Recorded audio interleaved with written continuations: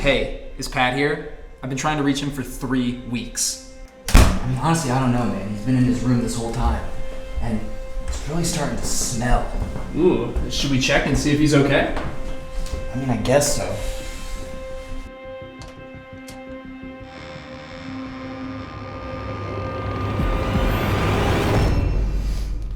My research, it is complete.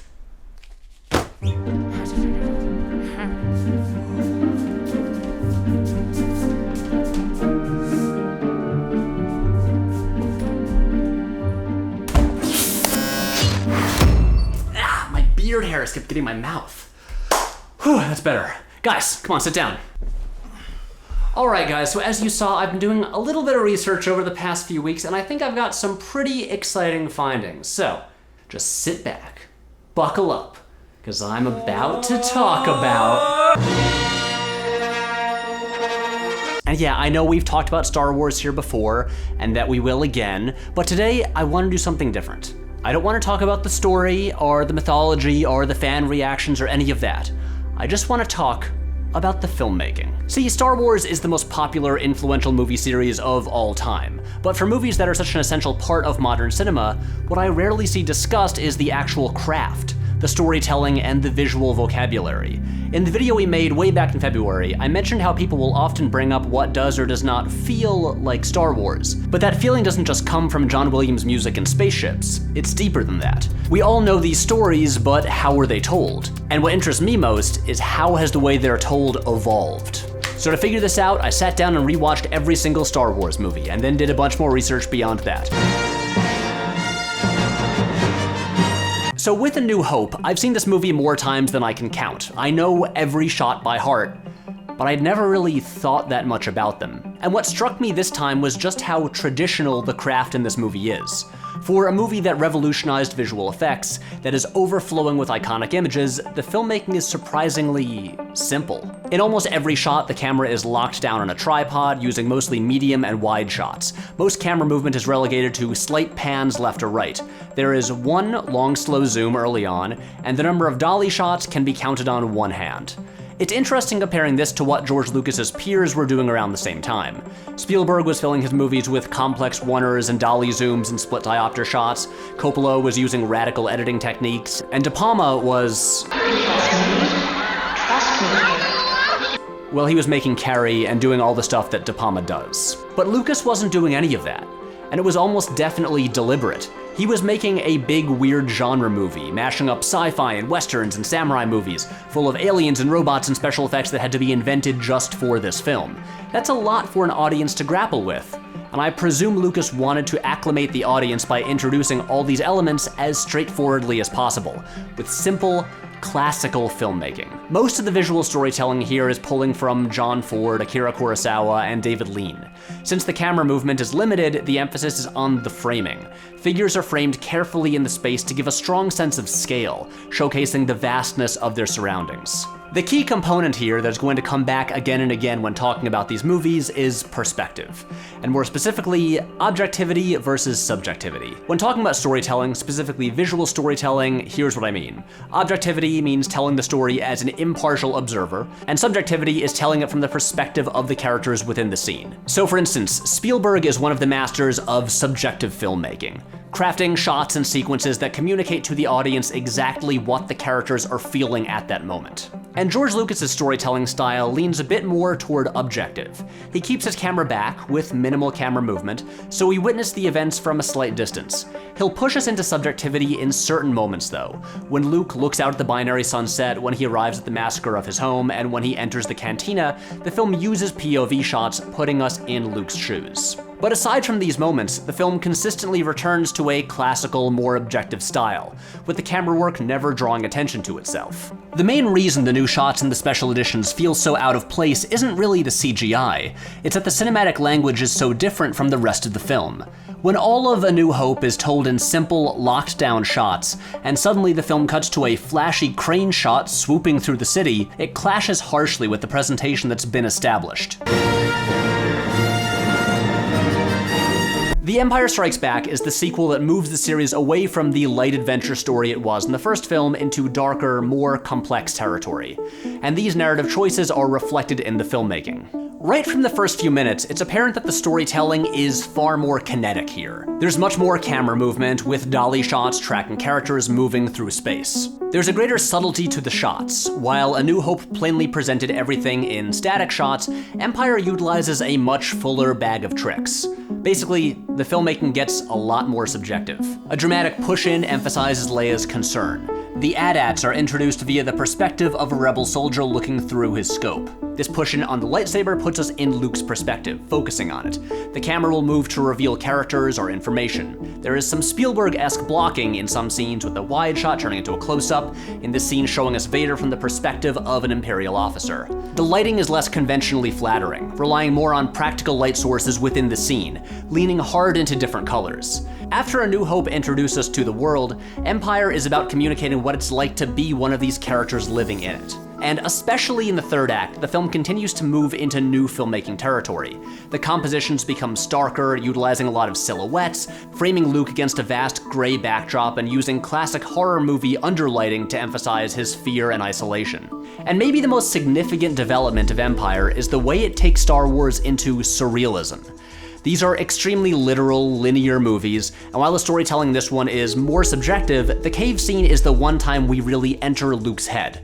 The film shifts into slow motion, but with a low shutter speed, giving the film a stuttered, dreamlike feeling. Because what we're seeing isn't real. The images are metaphorical.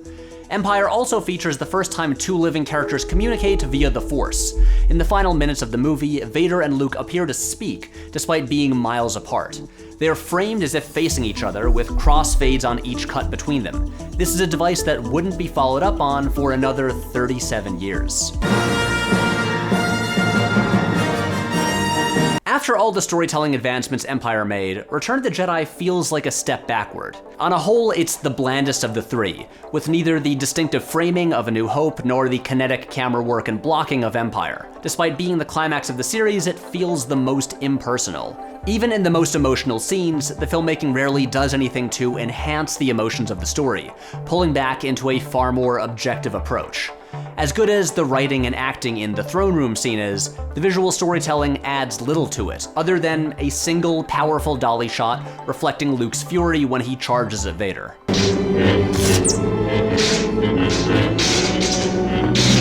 And then we get to the prequels.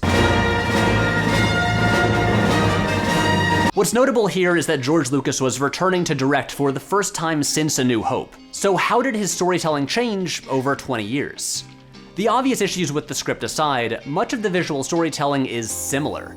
The story is mostly told in lockdown tripod shots, preferring wide and medium shots to close-ups. But if I complain that Return of the Jedi is impersonal, the prequels are much more so. Through the three movies, the camera is usually kept at a distance, always eye level, observing the events. Any camera movement is just to follow characters walking, almost never to reveal anything or enhance any emotions. Like in the original film, the storytelling becomes much more kinetic and fast-paced in the battle scenes. The shift is even greater here thanks to CGI, which frees Lucas to make the camera move however he wants. As the films progress and the CG elements become more prominent, the divide between the live-action and animated sections becomes larger. The fully animated sections are so much more energetic that they feel like they were made by totally different people. One can easily assume Lucas gave the visual effects team a lot of leeway when it came to crafting these sections. There are moments where the live-action filmmaking comes to life and shifts into a more subjective presentation.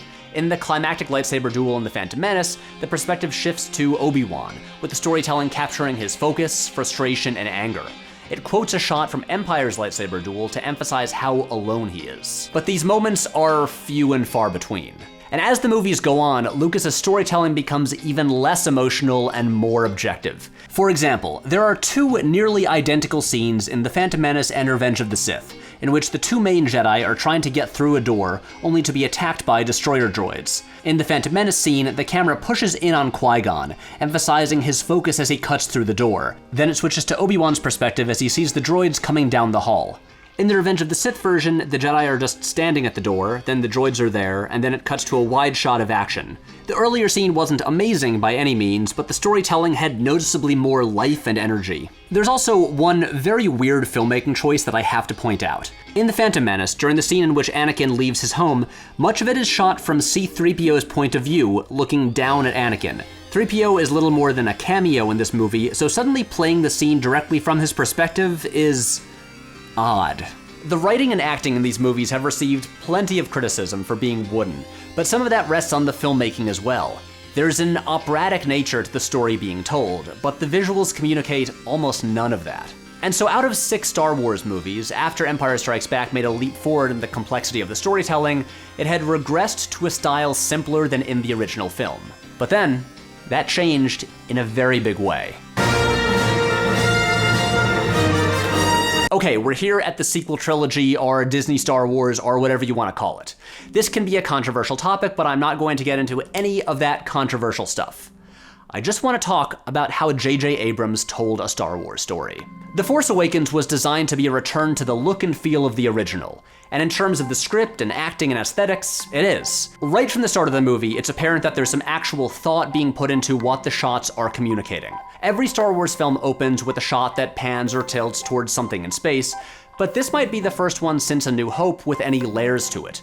The opening shot reveals the planet of Jakku, as a First Order Star Destroyer in silhouette moves in front of it, blocking it from view. The image shows light being consumed by darkness, visually announcing the arrival of evil. Abrams' filmmaking has always been very Spielberg-inspired. It's full of kinetic blocking and camera moves, and skews heavily towards subjectivity. And that's how he approaches The Force Awakens. The opening scene places us squarely in the perspective of Poe Dameron, with dramatic push-ins on his reactions or what his attention is focused on. Instead of the wide, slow, objective ship landings of the prequels, the arrival of the First Order dropships is frightening and violent, since it's shown from the perspective of the villagers. But what Abrams does that's most notable is lean into the subjective storytelling to introduce us to the new characters. Before we even see his face, we get inside Finn's head, as he deals with the shock of his friend dying. The sound of the environment becomes muffled, drowned out by his breathing. And when he takes his helmet off and we get the first close-up of his face, the film uses a match cut and switches to Rey, creating a link between them in our minds. Mirroring the scene of Luke looking at the sunset, the film shows us Rey's perspective, watching a ship fly away from the planet. And as the film continues, the storytelling continues to place us in the perspective of the protagonists. While the earlier films would stand back and watch a character run, here the camera moves with them. The aerial battles are where the storytelling sticks the closest to that of the previous films. There are small additions like a crash zoom, some slight handheld jitters, and a long lens in one shot, but in general it's very much in line with what came before. Abrams' storytelling has the compositions of A New Hope, emphasizing scale, and the kineticism and subjectivity of Empire. As if responding to how static the filmmaking in the prequels was, here there is constant forward momentum, the camera almost always in motion. And while it takes all of this and pushes it forward a bit, there's only really one major addition to the Star Wars visual vocabulary, and that's Rey's vision. It's a full, immersive, surreal experience as locations and characters shift and morph around her. Really, this is an extension of things we've seen before. Anakin's dreams from Revenge of the Sith, and primarily Luke's vision in the cave in Empire. But we've never seen it done quite like this in Star Wars, so it feels notable. And this is a minor thing, but it's also the first Star Wars movie to use a lightsaber as a light source, which will become common after this. But it's Rogue One, the first spin-off film, that is the biggest departure in terms of craft. Star Wars has always been rooted in classical Hollywood filmmaking approaches, but Rogue One applies the storytelling vocabulary of war movies from the past 20 years, in particular ones like The Hurt Locker. Scenes, particularly action scenes, are shot with multiple handheld cameras equipped with long lenses, shooting from several different perspectives and cutting between them quickly. There's a sense of chaos never before present in Star Wars. It's messy, the lighting is often dim, the colors desaturated. And while every other Star Wars film is set over about 3 days, this one begins with a prologue set 15 years earlier, a first for the series. What's especially interesting is in the final act, the film has a space battle presented in the slick, clean style of every other space battle in the series. This is intercut with the messy, chaotic battle on the ground, all shot handheld, the two filmmaking styles existing side by side. The film is telling us that the space opera and the gritty war movie can both exist within this world. And while I have issues with Rogue One's story, I think it's fascinating the way it applies an entirely new perspective and storytelling approach to a setting we know so well. Again, I'm not going to get into the story at all, because for all the interesting, complicated, divisive decisions made there, there's a lot going on with the filmmaking that doesn't get the same amount of attention.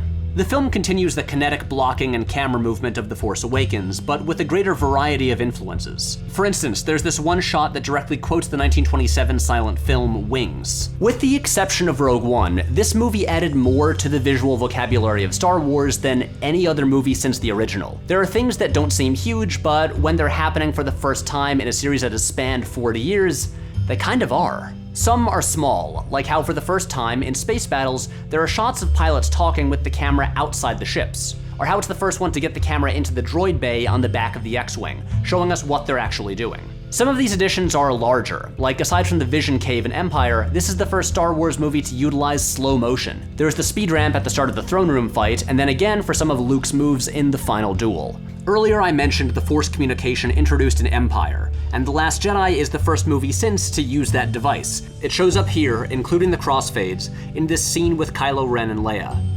But the movie builds on that idea, introducing what has become nicknamed Force Time, and using it for several key scenes throughout the movie. But I think the most significant thing The Last Jedi does is a flashback. I know, that doesn't seem huge, but consider this. Through the Star Wars movies, there are plenty of scenes in which characters tell stories to other characters. But this is the first time the film has ever cut and shown the story they're talking about. I talked a lot about subjectivity here, and you can't get much more subjective than directly showing a character's memories. And the film takes the idea further, showing the same flashback multiple times from different perspectives. I know this is a story choice that threw some viewers, and I get that, but I think part of that, subconsciously, may be due to the fact that we've never seen this kind of thing in a Star Wars movie before. And if The Force Awakens brought back the idea of surreal vision scenes, this movie takes it much further into surrealism than Star Wars has ever gone. It's still doing what Empire did, providing a character with a metaphorical idea about themselves, but the imagery here is far stranger and less literal.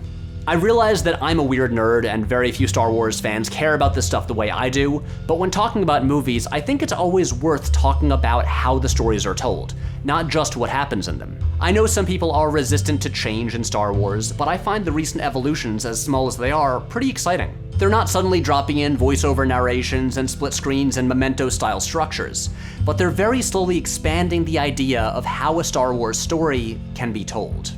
And then there's Solo, where directors with a modern, unconventional style were fired and replaced by a director with a storytelling approach rooted in classical Hollywood filmmaking. So maybe Star Wars is actually a little bit scared of straying too far from where it began.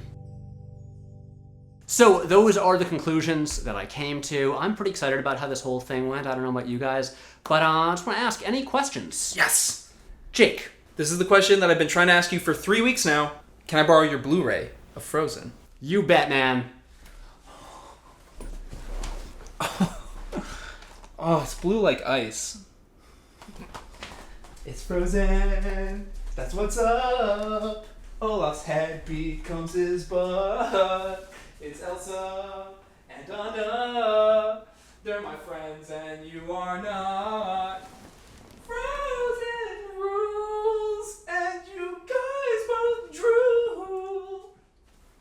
It's fucking reindeers too. I like Frozen more than both of you.